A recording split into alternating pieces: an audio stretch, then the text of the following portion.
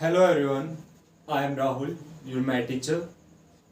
बच्चों, आज डिस्कस करते हैं अपना चैप्टर नंबर 4, क्वाड्रेटिक इक्वेशन।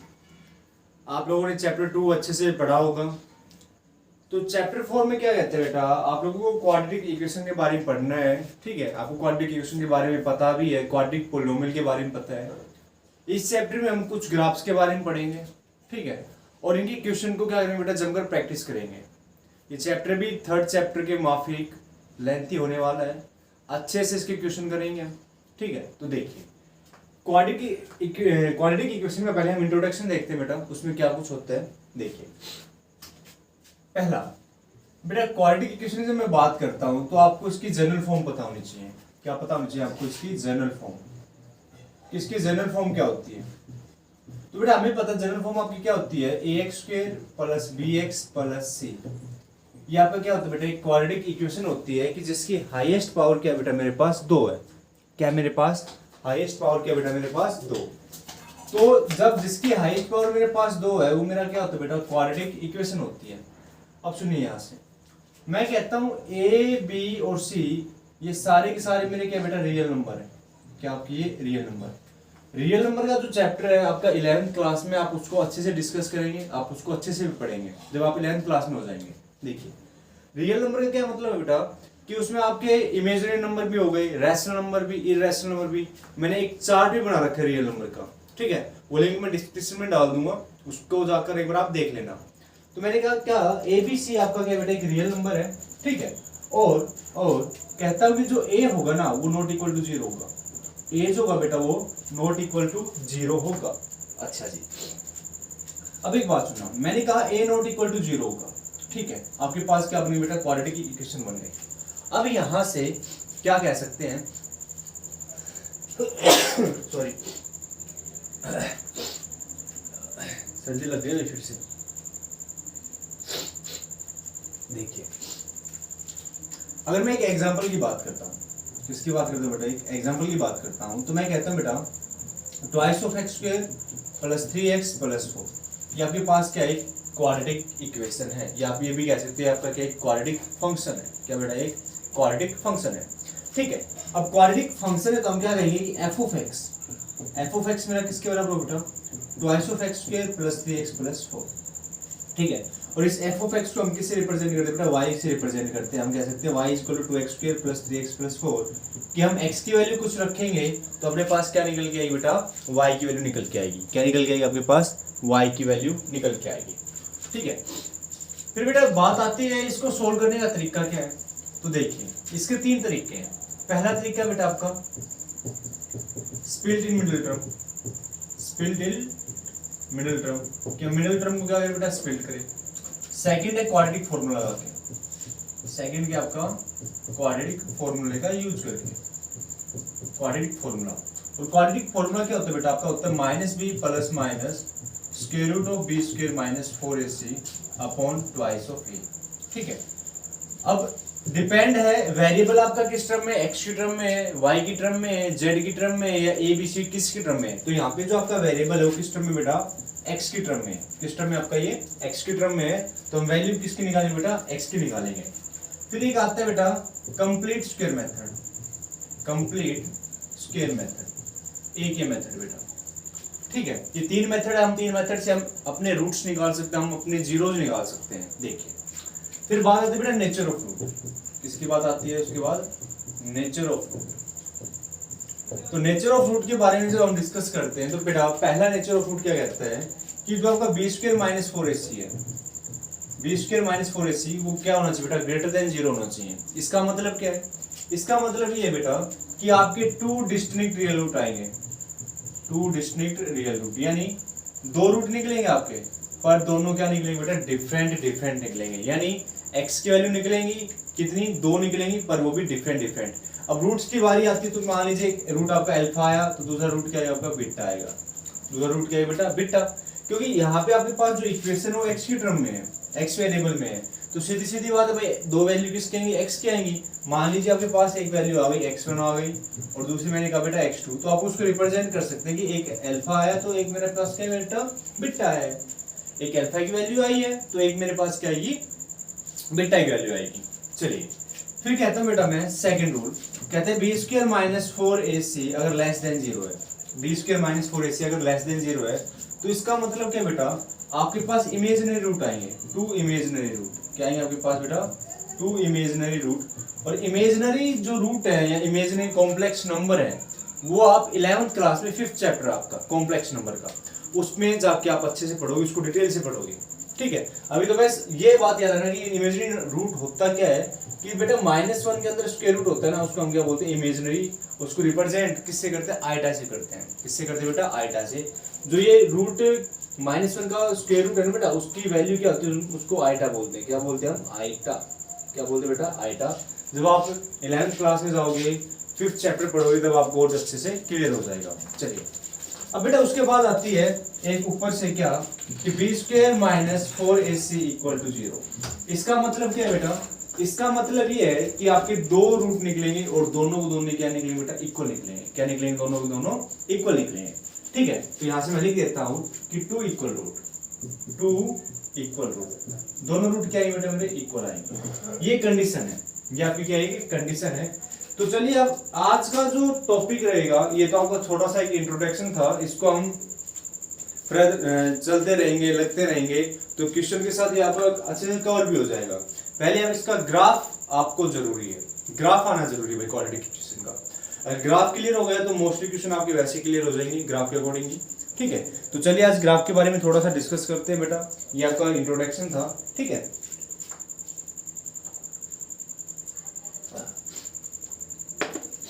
क्योंकि ये इंट्रोडक्शन मैं आपको क्लास में भी करवा चुका था, पर ग्राफ जरूरी है और इसके जो प्रैक्टिस वाले क्वेश्चन वो जरूरी है। क्वेश्चन बड़े अच्छे उठा के लाया आपके लिए, देखिए।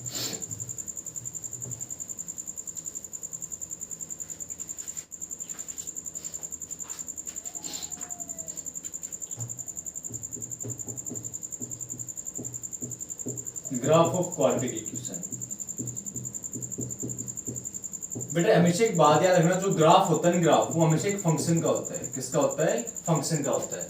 फंक्शन का मतलब जैसे मैंने अभी आपको बोला कि ax² + bx + c, ये क्या था, एक फंक्शन था। मैंने f ऑफ x को रिप्रेजेंट किया था कि हम x की वैल्यू डालेंगे तो आपके पास क्या निकल के आएगा, f ऑफ x निकल के आएगा, यानी y की वैल्यू निकल के आएगी। तो देखिए अब मैं बात करता हूँ बेटा क्या, कि f ऑफ x जो था आपके पास, वो क्या था आपके पास, ax² + bx + c, ठीक है। ये तो आपका क्या बेटा फंक्शन है। अगर मैं कह देता हूं कि ax² + bx + c = 0, तभी आपका किसका काम करता है बेटा, इक्वेशन का काम करता है। किसका काम करता है, ये इक्वेशन का। और हमेशा एक बात याद रखना, जो f ऑफ x लेके चला हूं किसके बराबर होता है बेटा, मेरा y के बराबर होता है। किसके बराबर होता है, y के बराबर। जब आप 11th क्लास में जाएंगे, रिलेशन एंड फंक्शन पढ़ेंगे, तब ये टॉपिक आपको और अच्छे से क्लियर हो जाएगा कि सर ने क्या करवाया था। तो देखिए ये आपका y है, y = f ऑफ x, यानी y और f ऑफ x एक ही होता है बेटा, ठीक है। और जो ये होता है किसके बराबर होता है, ax² + bx + c। किसकी बात कर रहा हूं मैं, क्वाड्रेटिक इक्वेशन की बात कर रहा हूं। आपको पता है हाईएस्ट पावर 2 है, तो रूट्स कितने निकलेंगे मेरे पास, 2 निकलेंगे, ठीक है। रूट्स का मतलब वैल्यू कितने निकलेंगे x की, वो कितने निकलेंगे बेटा आपके पास, 2 निकलेंगे। तो देखिए यहां से मैं इसको डायरेक्ट लिख देता हूं, क्या y = ax² + bx + c, ठीक है। ये आपकी बेटा क्या एक इक्वेशन है। अब इसके ग्राफ की मैं बात करता हूँ, क्या बात करता हूँ बेटा, मैं इसके ग्राफ की बात करता हूँ। तो हमेशा क्वाड्रेटिक इक्वेशन का बेटा पैराबोला ग्राफ बनता है। क्या बनता है, एक पैराबोला ग्राफ बनता है, ठीक है। ये आपकी x एक्सिस हो गई, ये आपकी y एक्सिस हो गई बेटा, ये नेगेटिव में y एक्सिस हो गया आपका, ठीक है। और ये माइनस का x एक्सिस हो गया। अब सुनिए यहाँ से, तो बेटा जो ग्राफ बनता है वो आपका अपर पैराबोला बनता है। क्या बनता है बेटा, अपर, कुछ इस तरीके से अपवर्ड बनता है। क्या बनता है, ये अपवर्ड। ये जो फिगर है ये किस टाइप की बेटा, अपर टाइप की है। कौन सी टाइप की, आपकी अपर टाइप की है। तो एक बात और याद रखना, क्या कि जहां पर ये पैराबोला कट कर रहा है, ये y एक्सिस पर कट कर रहा है, पॉजिटिव पे कट कर रहा है, नहीं कर रहा भाई। आपको पता है ये 1 है, ये 2 है, ये 3 है, यानी पॉजिटिव y एक्सिस है ये। तो मान लीजिए आपको पता है कि y एक्सिस पे बेटा x की वैल्यू क्या होती है, 0। तो यहाँ पे जो पॉइंट आएगा वो 0 आएगा। और मान लीजिए एक पॉइंट क्या है आपके पास, c आया। अब हम डिस्कस करेंगे कि ये c कैसे आया है, इसके बारे में डिस्कस करेंगे। देखिए अभ्यास। और बेटा यहाँ से x एक्सिस पर ही 2 जगह कट कर रहा है, तो इसका मतलब आपके पास 2 रूट निकले हैं, दोनों डिफरेंट निकलेंगे और दोनों क्या आपके पास पॉजिटिव है। दोनों आपके पास क्या बेटा, पॉजिटिव। मैंने कहा ये रूट पहला है आपके पास अल्फा और ये रूट आपके पास क्या बेटा बीटा है, यानी कहने का मतलब यहाँ से x1 की वैल्यू आएगी कुछ और यहाँ से x2 की वैल्यू आएगी, उसी को हमने क्या मान रखा है अल्फा और बीटा। क्या मान रखा बेटा अल्फा और बीटा। अब एक बात और सुना, ये आपका मैक्सिमम पॉइंट आता है बेटा, यानी इस पॉइंट को हम बोलते हैं कि इसका मतलब क्या है कि जहां से ये ग्राफ अपने ऑटोमेटिक क्या होने लग जाए बेटा चेंज होने लग जाए, क्या होने लग जाए आपका चेंज होने लग जाए, वही आपका क्या होता है बेटा वर्टेक्स होता है, वही आपका क्या होता है वर्टेक्स। देखिए अब मान लीजिए आपके पास एक ऐसी लाइन आई फिर चेंज हुआ ना, चेंज हुआ तो ये आपका क्या बेटा वर्टेक्स होता है, और वर्टेक्स क्या होता है आपका minus B by two A, minus B by two A और minus D by four A, minus D by four A. इसका एक जनरल रूल होता है, जनरल मेथड होता है, ड्रा भी होता है बेटा कैसे निकल के आया। पर वैसे आपको ये याद रखना है कि अगर मैं बात करता हूं कि वर्टेक्स बताइए पैराबोला के, तो आप कहोगे कि minus B by two A minus D by four A, चाहे वो अपवर्ड का केस हो चाहे वो डाउनवर्ड का केस हो, चाहे वो डाउनवर्ड का केस हो। अगर मान लीजिए मैंने ऐसे भी कहा, अगर मैंने ऐसे भी कहा तो बेटा ऐसे भी कहा तो इसका मतलब क्या होगा, ये आपका किस टाइप का बन रहा है बेटा डाउनवर्ड का बन रहा है। अगर मैं कहता हूँ इसके वे बताइए क्या वर्टेक्स पे, तो आप कहोगे sir minus B by two A और बेटा माइनस का डी बाई फोर ए, ये आपका क्या है बेटा वर्टेक्स आएंगे किसके पैराबोला के, किसके पैराबोला के। ठीक है, अभी तो आपको लग रहा होगा पता नहीं सर क्या करवा रहे हैं, पर धीरे धीरे हम इसको डिस्कस करते जाएंगे और आगे आगे आपको अच्छे से समझ में आएगा। क्लियर है यहाँ तक? चलिए, और बेटा जब ये ग्राफ बनता है तो एक बात और याद रखिए कि जो ये ए होता है ना, ये कोएफिशिएंट ऑफ एक्स स्क्वायर, ये हमेशा बड़ा होगा जीरो से, ये हमेशा क्या बेटा बड़ा होगा जीरो से, तभी आपका इस टाइप का ग्राफ बनेगा, तभी आपका इस टाइप का ग्राफ बनेगा। और जो ये होता है ये किसका ग्राफ है, ये ग्राफ है y equal to A X square plus B X plus C, A X square plus B X plus C का। ठीक है, इसको एक बार नोट कीजिए, हम इसके बारे में डिस्कस करते हैं। मैं सबसे सिंपल सा ग्राफ लेके चल रहा हूँ y equal to x square का, बेटा सबसे सिंपल होता है और उसके अकॉर्डिंग आप समझ जाओगे कि मैं आप लोगों को करवाना क्या चाह रहा हूँ। अगर मैंने कहा क्या चलिए एक बार देखते हैं, इसको रफ करा बेटा, ठीक है, और फिर मैं बताता हूँ आता कैसे है।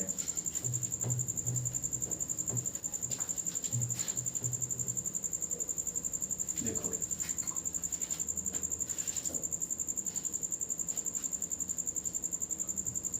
मैं बात करता हूँ बेटा graph of x square, graph of x square, ये भी तो आपके पास क्या है क्वाड्रेटिक इक्वेशन है भाई। मान लीजिए इसमें क्या हो गया, आपके पास b की वैल्यू जीरो हो गई और आपके पास c की वैल्यू जीरो हो गई, क्योंकि आपको पता है कि आपके पास जो क्वाड्रेटिक इक्वेशन होती है वो क्या होती है X square plus B X plus C, ये होता है।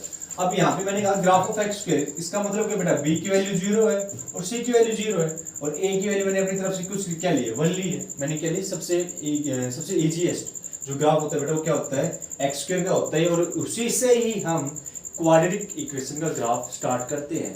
हम उसी से हम क्या करते हैं बेटा क्वाड्रेटिक इक्वेशन का ग्राफ बनाना सीखते हैं, कैसे बनता है देखिए। तो quadratic graph of x square की बात करता हूं तो ये आपका फंक्शन है। अगर एक फंक्शन है तो आप क्या कहोगे कि सर y इक्वल टू आपका किसके बराबर होगा, एक्स स्क्वायर के बराबर होगा। अब यहाँ से एक बात समझिए, हम x की वैल्यू को पुट करेंगे तो आपके पास क्या बन गया बेटा, एक y बन के आएगा। देखिए ये आपके पास 1 हो गया, ये आपके पास 2, ये 3, ये 4, ठीक है। सेम डिफरेंस लेके चलिए -1 -2 और -3। यहाँ पे मैंने लिया 1 2 और 3, यहाँ पे कहता है बेटा -1 -2 एंड -3, और ये आपका क्या होता है 0 ओरिजिन 0 0, ठीक है। ये आपकी x एक्सिस है, ये आपकी y एक्सिस है, ठीक है। ये माइनस में बेटा और ये आपका भी किस में बेटा y माइनस में। देखिए एक टेबल बना लेते हैं, क्या बना लेते हैं बेटा, एक टेबल बना लेते हैं। देखिए यहाँ से कि मैंने कहा कि अगर x की वैल्यू मैं 0 पुट करता हूँ, x की वैल्यू अगर मैं यहाँ पे 0 रखता हूँ तो 0 का स्क्वायर क्या होता है 0, तो y की वैल्यू क्या आएगी मेरे पास 0 आएगी। फिर मैंने कहा कि अगर x की वैल्यू मैं 1 रखता हूँ, क्या रखता हूँ बेटा 1, तो y की वैल्यू क्या बन के आएगी मेरे पास 1 बन के आएगी। अगर मैं x की वैल्यू नेगेटिव लेता हूँ, अगर मैंने कहा x की वैल्यू मैं -1 पुट करता हूँ तो आपके पास y क्या बन के आएगा 1 बन के आएगा। सेम मैंने कहा x की वैल्यू 2 रखता हूँ तो y मेरे पास क्या बन के आएगा बेटा 4 बन के आएगा। अगर मैं x की वैल्यू को -2 रखता हूँ तो y मेरे पास क्या बन के आएगा बेटा +4 बन के आएगा। रखने का मतलब देखिए यहाँ से मैंने कहा x की वैल्यू क्या रखे, आप -2 रखिए तो -2 का होल स्क्वायर क्या बेटा 4 आएगा, तो y की वैल्यू क्या बन गई मेरे पास 4 बन के आई। अब इसका ग्राफ देखना, अब इसका ग्राफ देखना, ठीक है। देखिए मैंने कहा x की वैल्यू 0 है तो y की वैल्यू 0 है, तो यहाँ पे आप इसको लोकेट कर दोगे बिल्कुल आराम से, कोई दिक्कत नहीं है। कहते हैं x की वैल्यू 1 है तो y की वैल्यू मेरे पास क्या बेटा 1 होगी, x की वैल्यू 1 है तो y की वैल्यू 1 है। कहते हैं x की वैल्यू मेरे पास -1 है तो y की वैल्यू भी मेरे पास क्या बेटा 1 है। देखिए x की वैल्यू जब मैं नेगेटिव में लेके चल रहा हूँ तो y मेरा क्या आ रहा है, पॉजिटिव आ रहा है। कहते हैं जब आप x की वैल्यू को पॉजिटिव लेके चल रहे हो तो y की वैल्यू आपके पास क्या आ रही है बेटा 4 आ रही है, यहाँ पे आएगा, ठीक है। और फिर आपसे कहते हैं जब आप x की वैल्यू -2 लेके चल रहे तो y की वैल्यू क्या आ रही है बेटा आपके पास फिर से 4 आ रही है, क्या आ रही है आपके पास फिर से 4। तो आपको एक बात पता चल रही है कि जो ये ग्राफ है, जो ये पैराबोला बनेगा कुछ इस तरीके से बनेगा, ओरिजिन में से पास होता हुआ जा रहा ही नहीं जाता। जब आप उसमें ग्राफ पेपर पे अच्छे से बनाओगे तो बिल्कुल यू टाइप का बनेगा, बिल्कुल यू टाइप का, चेक कर लेना और ग्राफ पेपर का यूज करोगे आप लोग। तो देखिए यहाँ से, तो इसका मतलब क्या हो बेटा, इसका मतलब क्या होगा, अगर मैं पूछता हूँ कि इसके वर्टेक्स बताओ, इसके वर्टेक्स बताओ, तो आप क्या कहोगे, सर ग्राफ आपका चेंज किस पॉइंट पे हुआ है, ओरिजिन पे हुआ है। तो मैं कहूंगा कि इसके जो वर्टेक्स हैं, जो इसके वर्टेक्स वो मेरे पास क्या होंगे बेटा 0 और 0 होंगे, क्या होंगे मेरे पास 0 और 0। ये बात आपको अच्छे समझ में आई होगी बिल्कुल, ठीक है। जब मैंने कहा कि बेटा ग्राफ बनेगी किसका, ओनली एक्स स्क्वायर का, तो आपने बना दिया, आपने ग्राफ बनाया अभी। और जब मैंने पूछा क्या बना बेटा, अपवर्ड पैराबोला बनाया, क्या बनाया आपका अपवर्ड पैराबोला बनाया, और मैंने पूछा इसका वर्टेक्स बताइए, तो आपने बताया सर आपका वर्टेक्स क्या आएगा 0 और 0 आएगा, क्या है बताइए 0 और 0। चलिए अब इतना होने के बाद मैं कहता हूं कि आप एक्स स्क्वायर प्लस 1 का ग्राफ और बनाइए, किसका बनाइए बेटा, एक्स स्क्वायर प्लस 1 का ग्राफ और बनाइए। तो देखो भाई, जब हम एक्स स्क्वायर प्लस 1 का ग्राफ बनाएंगे तो एक बात, छोटी सी बात है,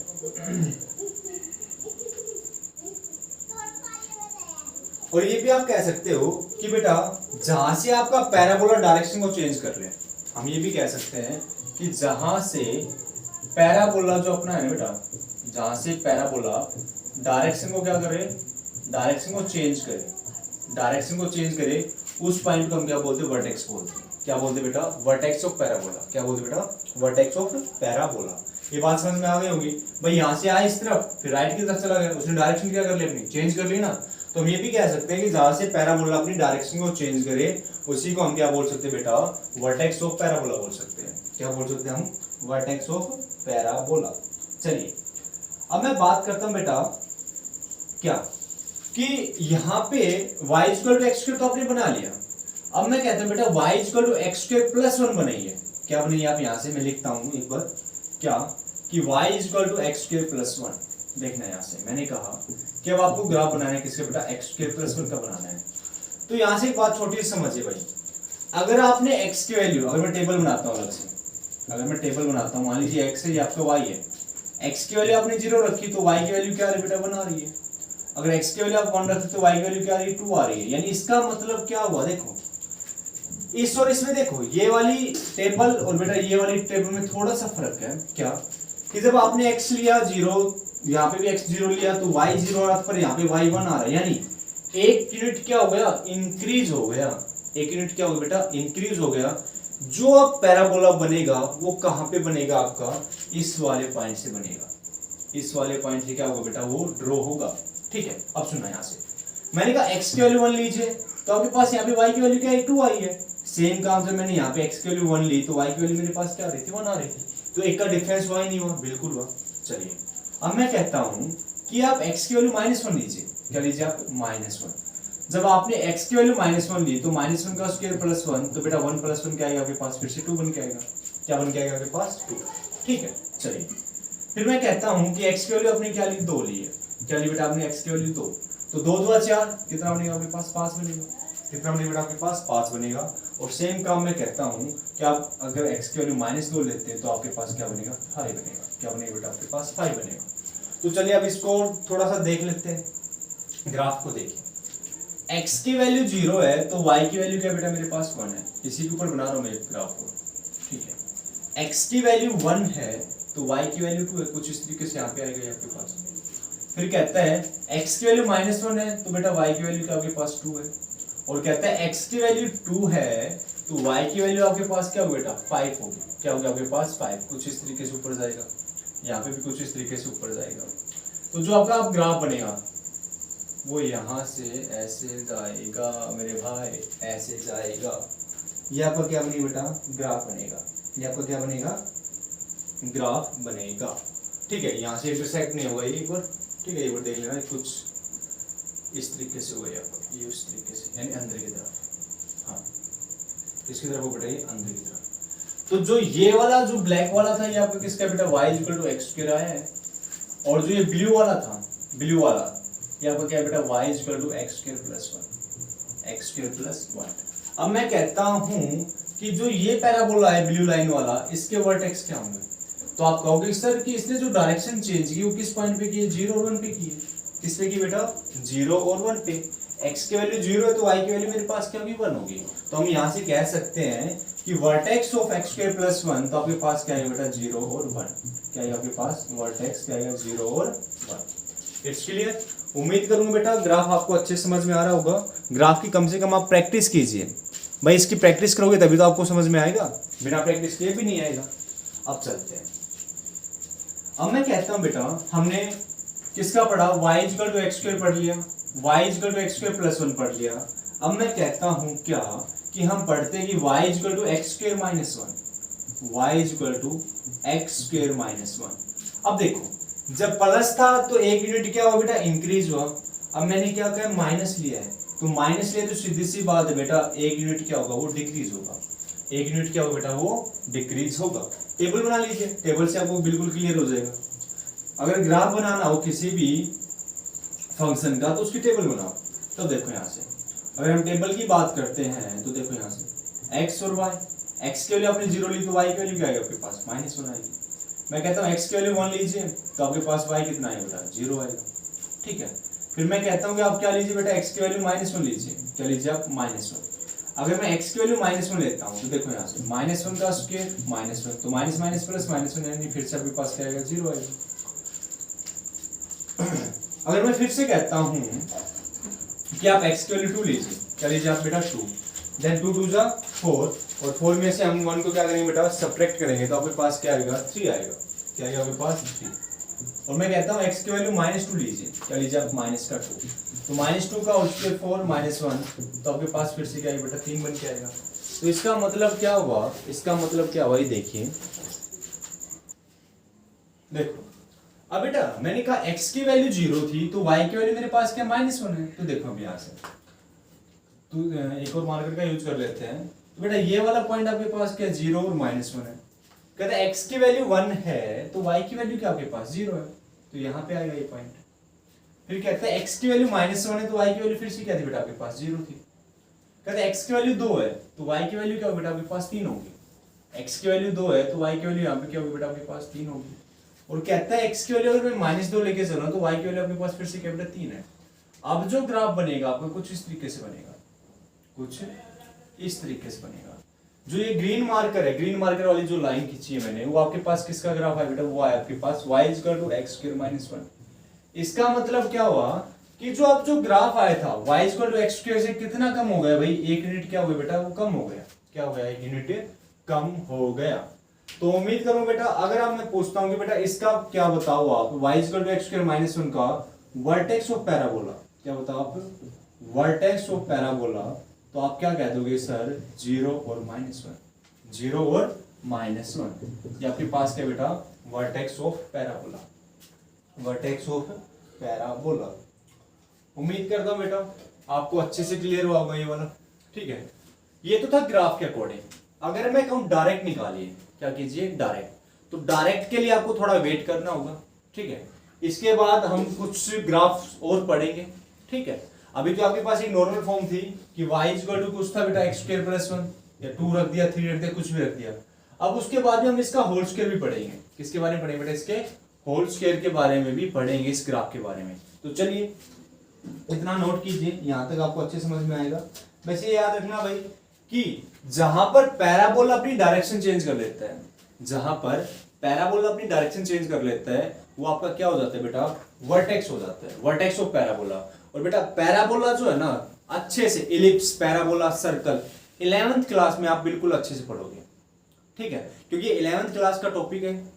यहाँ पे तो मैं आपको बेसिक बता रहा हूँ, क्योंकि आपके 2-3 क्वेश्चन आएंगे, ठीक है, ग्राफ के, वो आपको डिस्कस करने हैं। पर आपको पता भी तो होना चाहिए कि पैराबोला क्या होता है, एलिप्स क्या होता है, सर्कल क्या होता है। ठीक है, तो चलिए पॉज द वीडियो, इसको नोट कीजिए जल्दी से। देखो बेटा, अब जो एक ग्राफ बना आपका, ये बात और याद रखिए, ये सारा का सारा अपवर्ड में है। किसमें बेटा? ये आपका अपवर्ड पैराबोला है। और ये बात और याद रखना, जब आपका अपवर्ड पैराबोला है ना, तो जो ए होता है वो ग्रेटर देन 0 होता है। ए का मतलब आपको पता है कोएफिशिएंट ऑफ एक्स स्क्वायर होता है बेटा, ये आपको पता है क्या? A X square plus B X plus C. और ए क्या किसका काम करता है? आपका कोएफिशिएंट ऑफ एक्स स्क्वायर के आपके पास ए है, तो ए किससे बड़ा होगा बेटा? 0 से। यानी ए की वैल्यू क्या होगी? बड़ी होगी। यानी 1 भी हो सकता है, 2 भी हो सकता है, 3 भी हो सकता है, 4 भी हो सकता है। तो इस केस में आपके पास जो पैराबोला बनेगा वो कैसा बनेगा बेटा? आपका अपवर्ड पैराबोला बनेगा। कैसा बनेगा? आपका अपवर्ड पैराबोला। तो मैं डिस्कस करता हूं बेटा एक डाउनवर्ड पैराबोला के बारे में। ठीक है, एक डिस्कस किसके बारे में और करता हूं बेटा? मैं डाउनवर्ड पैराबोला के बारे में डिस्कस करते हैं। बट देखिए, अब डाउनवर्ड की बात करता हूं तो मैं लेके चलता हूं y इक्वल टू माइनस का x square, y equal to minus का एक्स स्क्वायर। अब इसमें देखिए, इसका मतलब क्या हुआ कि बेटा b और c आपके के पास क्या हो गए? 0 हो गई। b और c की वैल्यू क्या हो गई? आपके पास 0 हो गई। पर जो a है, a coefficient of x square मेरे पास क्या बेटा? -1 है। इसका मतलब क्या होगा कि जो a है वो लेस देन क्या बेटा? 0 है। a जो है वो लेस देन क्या बेटा? 0, यानी a 0 से छोटा है। तो इस केस में हमेशा याद रखना, जो पैराबोला बनेगा बेटा वो कैसा बनेगा? आपका डाउनवर्ड बनेगा। कैसा बनेगा? डाउनवर्ड। यानी जो उल्टा यू होता है उस टाइप का बनेगा। उल्टा यू जो होता है वो उस टाइप का पैराबोला बनेगा। देखिए अभी से भाई, मैंने कहा क्या, ये आपके पास एक्स एक्सिस है, ये आपके पास वाई एक्सिस है। ठीक है, ये माइनस का वाई है, ये आपका यहाँ से माइनस का एक्स है। देखिए, तो अपना वही काम क्या कि हम एक्स और वाई की वैल्यू ले लेते हैं। तो देखो, मैंने क्या कहा बेटा कि एक्स और वाई, एक्स की वैल्यू अगर मैं 0 लेता हूं तो वाई तो मेरे पास 0 आएगा, अच्छी बात है। अगर मैं कहता हूं एक्स की वैल्यू मेरे पास +1 है, तो वाई मेरे पास क्या आएगा? -1। अगर वाई एक्स मेरे पास -1 है, देखना क्या से, एक्स मैंने क्या कहा? -1 है और उसका होल स्क्वायर, तो आपके पास वाई भी क्या आएगा बेटा? मेरे पास -1 है। क्या आएगा मेरे पास? -1। ठीक है, अगर मैं कहता हूं एक्स की वैल्यू मेरे पास 2 है, एक्स की वैल्यू मेरे पास 2 है, तो वाई कितना है मेरे पास? -4 आएगा। अगर कहता हूं कि y की वैल्यू मेरे पास, सॉरी x की वैल्यू मेरे पास -2 है, तो y की वैल्यू मेरे पास क्या है? फिर से -4 आएगा। क्यों? क्योंकि अगर x की वैल्यू मैं -2 रखता हूं तो -2 का स्क्वायर क्या है बेटा? मेरे पास 4 आएगा। और बाहर ऑलरेडी क्या लगा? माइनस लगा हुआ, तो लगा लो भाई, आपका 0 0 है। ठीक है, ये 1 है, ये 2 है, ये 3 है, ये आपका 4 है। यहाँ पे -1 -2। ठीक है, जो ग्राफ बना है उन्हें चित्र बनना है, -3 -4। देखिए यहाँ से, और यहाँ पे भी x के वैल्यू -1 और -2। ठीक है, यहाँ पे कहते हैं x और y क्या है मेरे? 0 और 0 है। यहाँ पे ओरिजिन की बात हो गई। कहते हैं x की वैल्यू जब आप 1 लेके चलते हो तो y मेरा कितना है बेटा? नेगेटिव आएगा। ये मेरा हो गया। अगर x की वैल्यू में -1 लेके चलता हूँ तो y भी मेरा क्या था बेटा? नेगेटिव आता है। ये हो गया यहाँ पे। x की वैल्यू अगर मैं 2 लेके चलता हूँ तो y की वैल्यू भी मेरे पास क्या आती है बेटा? सॉरी, x की वैल्यू अगर मैं 2 लेके चलता हूँ तो y की वैल्यू मेरे पास -4 आती है। तो कुछ इस तरीके यहाँ पे आएगा। अगर x की वैल्यू में -2 लेके चलता तो y की वैल्यू मेरे पास क्या था बेटा? -4 आता है। क्या था मेरे पास? -4। तो अब आपको स्पष्ट दिख रहा है बिल्कुल क्लियरली कि आपके पास बेटा जो पैराबोला बनेगा वो डाउनवर्ड बन रहा है, नहीं बन रहा? बिल्कुल बन रहा है, बिल्कुल बन रहा है। पर जो वर्टेक्स है, जो वर्टेक्स ऑफ पैराबोला होगा वो क्या होगा? आपके पास 0 और 0 होगा। सेम मैंने आपको स्टार्टिंग में एक इक्वेशन लिखी थी ax² + bx + c। तो बेटा उसके जब मैंने वर्टेक्स बताए थे तो क्या बताया था मैंने? -b/2 है और बेटा -d/4 है, ये बताया था। और मैंने ये भी बोला था बेटा चाहे वो अपवर्ड बने चाहे वो डाउनवर्ड बने, उसका वर्टेक्स क्या होगा बेटा? सेम होगा। किस केस में? केस ये होगा आपके पास y = ax² + bx + c। इस केस में आपके पास वर्टेक्स क्या होंगे? सेम होंगे। पर कंडीशन अब आपके पास अलग अलग चलेगी, तो वर्टेक्स में आपके क्या होते जाएंगे बेटा? चेंज होते जाएंगे। जैसे स्टार्टिंग सबसे सिंपलेस्ट जो ग्राफ था आपके पास क्या था? y = x² का बनाया था। फिर हमने क्या डिस्कस किया? x² + 1 का। फिर उसके बाद हमने क्या डिस्कस किया? x² - 1 का। और अब क्या डिस्कस कर रहे हैं हम? y = - x², उसका ग्राफ। और जो उसका ग्राफ बना वो क्या बना? आपका डाउनवर्ड बना है। तो इसका मतलब क्या हुआ? जो कोएफिशिएंट ऑफ x² है a की वैल्यू क्या बेटा? <0 है। क्या बेटा आपके पास? <0। तब आपका पास, तो आपके पास बेटा जो ग्राफ बना तो कैसा बना? आपके पास डाउनवर्ड ग्राफ बना है, डाउनवर्ड ग्राफ बना है। क्लियर है यहाँ तक? बेटा जो सराउंडिंग में आवाजें आ रही हैं इनको इग्नोर कर दिया गया करें, ठीक है। तो आज की क्लास इतनी काफी है मेरे हिसाब से ग्राफ के बारे में, तो ग्राफ को अच्छे से पढ़ना। तो मिलते हैं अपनी नेक्स्ट वीडियो में, वो भी ग्राफ के ऊपर ही रहेगी बेटा। उसमें थोड़े एक्स्ट्रा ग्राफ पढ़ेंगे, तो उसमें हम होल स्क्वायर के ग्राफ पढ़ेंगे, जैसे y = x+1 का होल स्क्वायर, उसका ग्राफ क्या होगा, ठीक है।